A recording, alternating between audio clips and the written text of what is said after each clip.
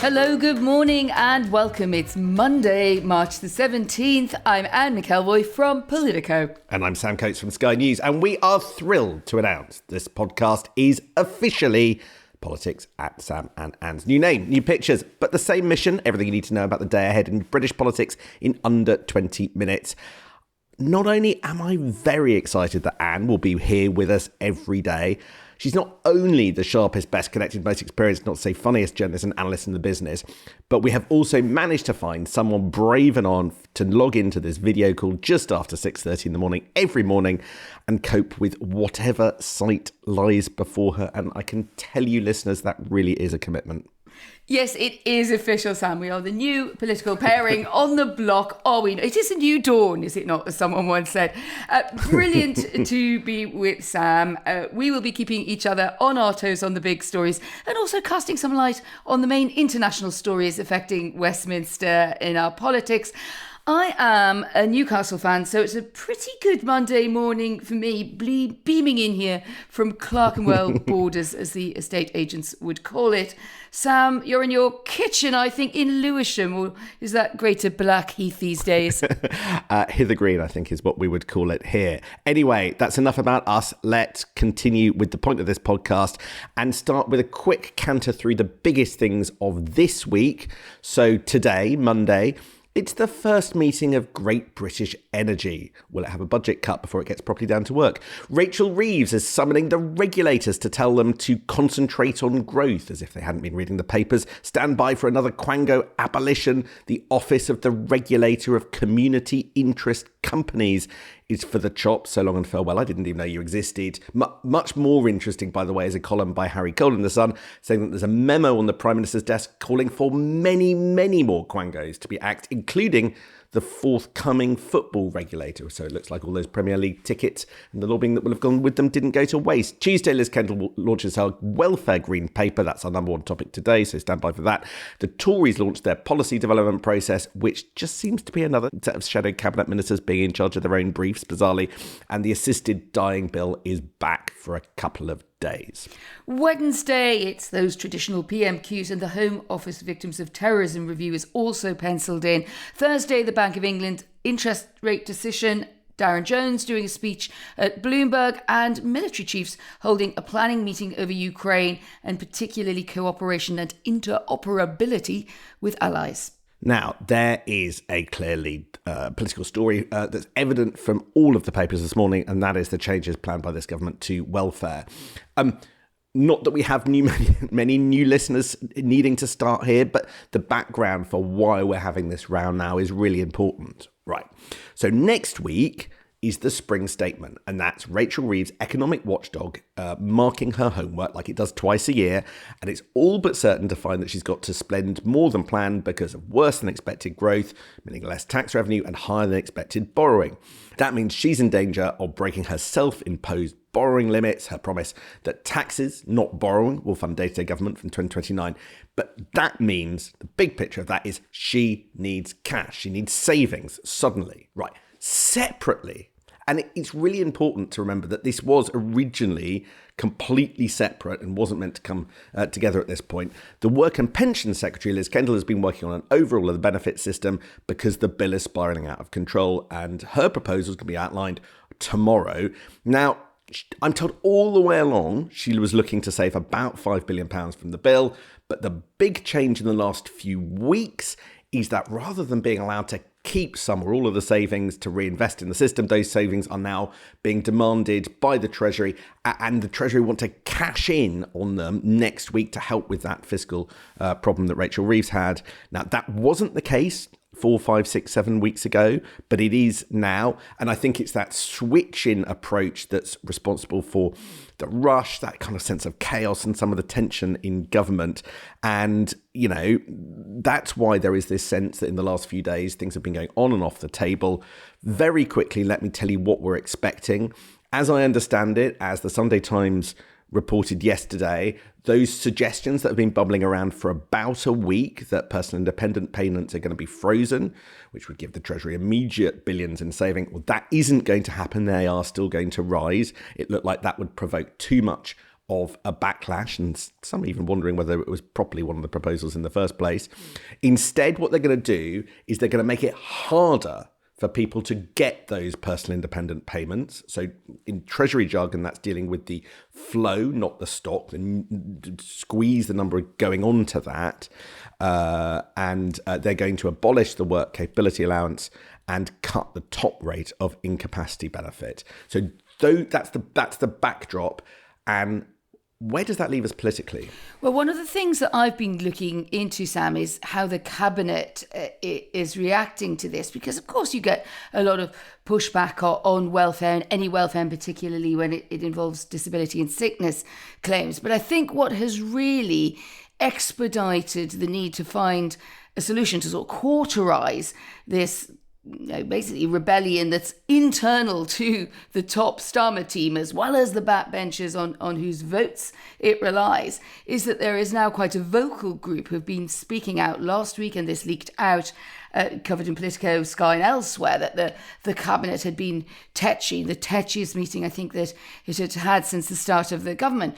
And the way I read it is that you have quite a lot of veterans of this kind of thing in the government, the Home Secretary Yvette Cooper, who was formerly at the Treasury, the Energy Secretary Ed Miliband, who is, of course, a very staunch and long-standing ally of Gordon Brown and knows the ropes very well of all of this, was also a previous member of the Council of Economic Advisors, so sort of seen how these things have rolled previously. And then, of course, you have Liz Kendall handling work and pensions, who's very clearly a product of the rather different reformist aspirations of the Tony Blair years. And in between, you have Rachel Reeves, the Chancellor, sitting quite uneasily between these positions. I should also mention perhaps Lucy Powell, the Leader of the Commons.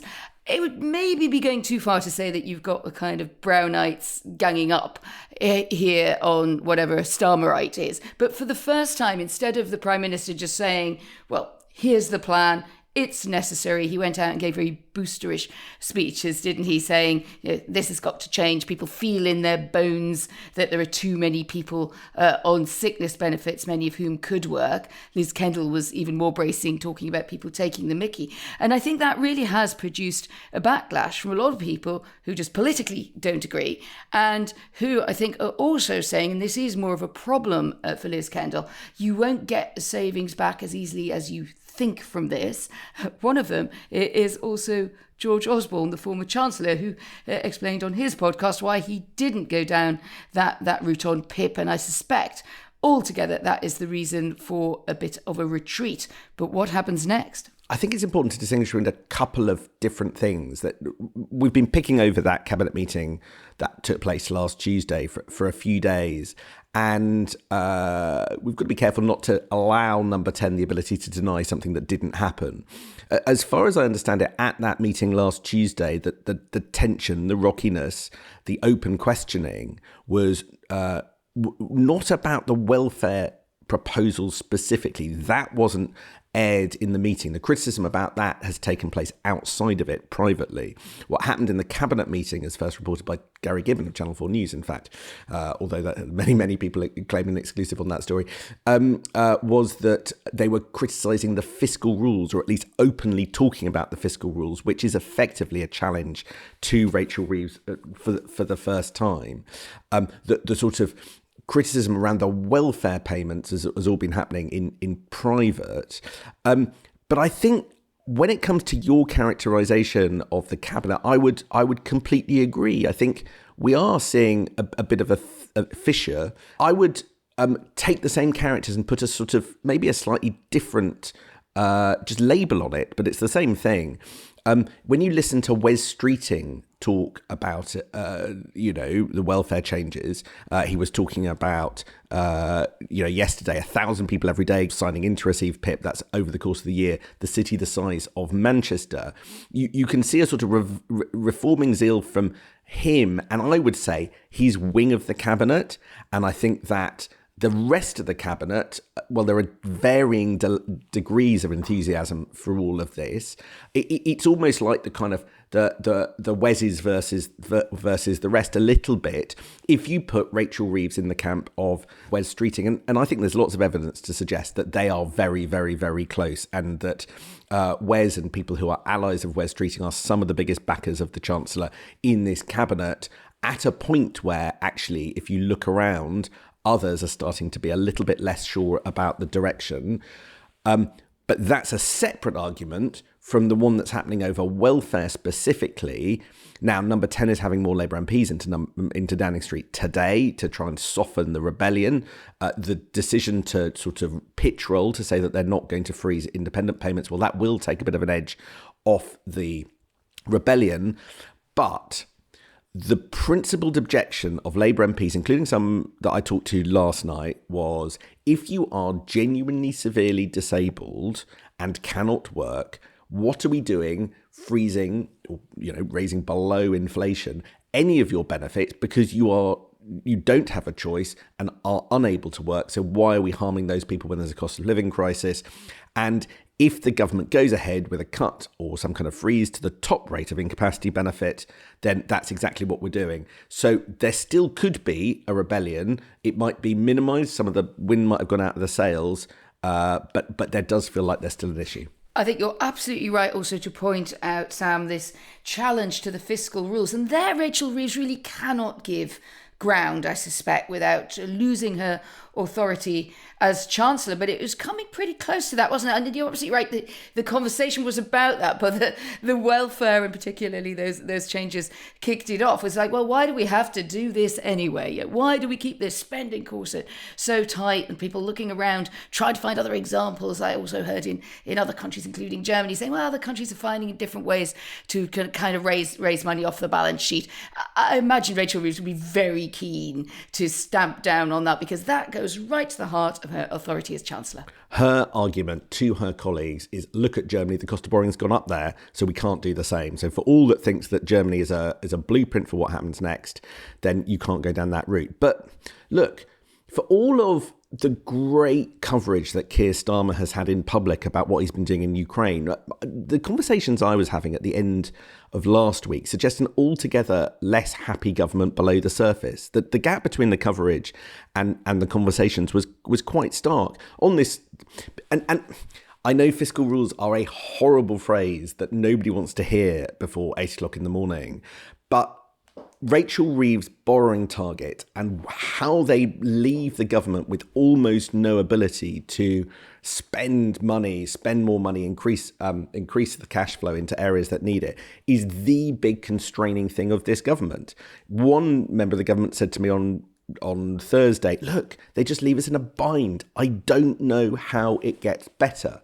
And the essential problem that Rachel Reeves caused was basically spending just short of her own self-imposed limits, less than 10 billion, and leaving no cash. So if things go wrong that aren't expected, or she has to make sudden changes, there's a problem. I've got news of one of those that might happen in the next 10 days. The Court of Appeal is going to give their ruling over Thames Water in the next few days. They were in court last week. We're expecting the judgment this week. And this is all in the debate over whether or not Thames Water is going to end up in special administration or not. If it does, I am told that the government think that is going to cost them £11 billion, roughly £2.2 billion a year. That's what, if Thames Water ends up in special administration, the kind of figure that we could be seeing in the Office for Budget Responsibilities forecast in a week's time. I don't think that's in there at the moment, but I think that could come in. Rachel Reeves doesn't have the ability to easily find a couple of billion quid every year, which is what it would be off her headroom if these calculations are right. So can she risk Thames Water falling into special administration to public hands for 5 years and that £11 billion bill? Every single decision by government now flows from the way Rachel Reeves decided to do the fiscal rules, and that is uncomfortable. Let's move on, if we could, Sam, to class rumour. Bridget Phillipson's plans for secondary schools in the schools bill. An excoriating attack this morning from Amanda Spielman, who stepped down as chief inspector at the schools watchdog at the end of 2023. That was in the aftermath of the death of a Berkshire head teacher, Ruth Perry, who had had an Ofsted downgrade. Now, Spielman's interesting because at the time she went away. I mean, it was a really sort of terrible blame game that was playing out after that tragedy. Now she is there, very full-throated and calling on Bridget Phillipson, the Education Secretary, to abandon her plans for academies. She says before the damage is done, she says it's basically a one-size-fits-all union approach to organising, reorganising, disorganising, however you want to put it, schools. And what she's really highlighting here is the pushback on academies' freedoms to set their own pay, to vary the curriculum, unpopular with a lot of the teaching unions.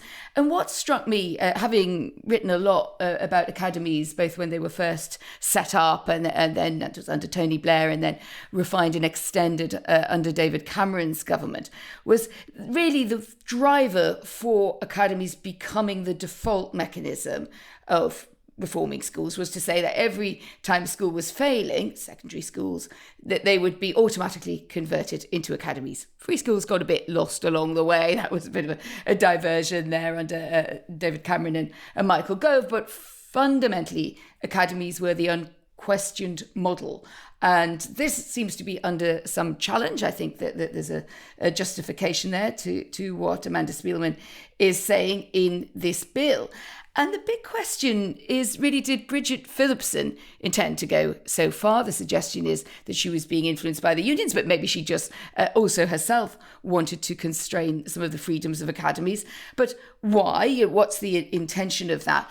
And also, did number 10 intend this schools bill, which was very much foregrounded to be about opportunity, particularly better conditions. There's breakfast clubs to help very many children who are going to school unable to study because they haven't eaten properly, and to give them a good start to the day. And so clearly a very good labour equality kind of vibe there. But did they intend to go this far that we ended up having an argument about academies? What do you reckon? First of all, apologies for the purring in the background. We've been joined by Bob the cat. Secondly, Amanda Spielman actually comes under quite aggressive fire from a government source this morning, which has raised some eyebrows. Amanda Spielman should spend less time criticising the reforms this government's bringing in and more time reflecting on her failure at Ofsted and on a teaching profession that entirely lost confidence in her as chief inspector. That's in one of the newspapers this morning, so it's getting quite heated. But look, you asked the question about the Academies Bill. That is one of the subjects that's being picked over at every level. There is a case for defence. I think that the Department for Education would mount quite vigorously. They perhaps haven't done it as full-throatedly as they could have done, but it's there. And their point is, whisper it quietly, but there are quite a lot of underperforming academies, particularly outside London, where they're part of big chains. Often that's working. But where they're not, there are quite a lot that don't come up to standard, and you need to keep a better handle on that. But you raised the question about sort of how we ended up where we did with the Academies Bill, which is something the Tories are really hot on at the moment. So if you remember, we've got this bill, which is a children's safeguarding bill with some academy reforms attached. I am told, and actually, you can check this, and it just is self-evidently the case, that bill has been in existence since the King's Speech. If you remember, this government rushed through a King's Speech within a fortnight of coming into power, which I always thought was a bit ridiculous. It meant that they took loads of decisions really unnecessarily quickly. And I think Bridget Phillipson was advised, I believe by Sue Gray, no less, that if she wanted to do reforms, everything needed to be doing one jumbo bill right at the start. And that's one of the reasons why you've got this perhaps not entirely coherent approach to the legislation. And, did number 10 know that this was happening? Of course they did. Of course they did. Did number 10 no, in the sense that really understand what was going on? Well, I think they would admit that they can't be across everything. And so who's faulted it? Well, maybe a bit of Sue Gray, maybe a bit of Bridget Phillipson, maybe a bit of Keir Starmer, maybe a bit of Keir Starmer's advisors. I mean, it's just one of those consequences of a messy start to government. There's no one architect of why things have gone a bit wrong here, but they know in government it has. I think that's absolutely spot on, because one of the things I keep hearing, you tend to get on, as you say, let's sort of, in fairness to Bridget Phillipson here, on academies, they tend to be sort of true believers, and there is a real wing of that, and including a lot of the people who've come in or back into number 10, in those important folk in those back rooms who are supposed to work on delivery for the government. They will be saying, well, how does this bill make those academies that are not working as well as they should, that maybe outside the big change or have had, there's also been fraud in the academies programme, and one should say that as much as, whether you're for it or against it, the things that need to be dealt with. How does this bill deal with that? And that, I think, is going to be a question that's going to rumble on and will continue to divide not just those who are pro or con the whole idea. You're stroking your cat, which I take to be a signal that it's time that I shut up. Bob the cat has abandoned us. We've just gone over 21 minutes. That's too long. I'm going to shut us both down. Thank you very much indeed for joining us. I hope you like the new formalised pairing. Let us know if you like the music. Some people do, some people don't. We could change it again if you don't like it. Get in touch. Anyway, that's it for Monday morning. We'll be back tomorrow, Tuesday, for Politics at Sam and Anne's. We'll see you then. See you then with the cat. The world is becoming increasingly complex and volatile. How can we make sense of it all? I'm Richard Engel. And I'm Yelda Hakim. And we present Sky News' latest podcast, The World. Each week, we'll cut through the noise to guide you through the week's global events and explain to you why what happens out there matters to you wherever you are. We're on the ground in some of the world's toughest places. Listen now to The World with Richard Engel and me, Yelda Hakim, wherever you get your podcasts.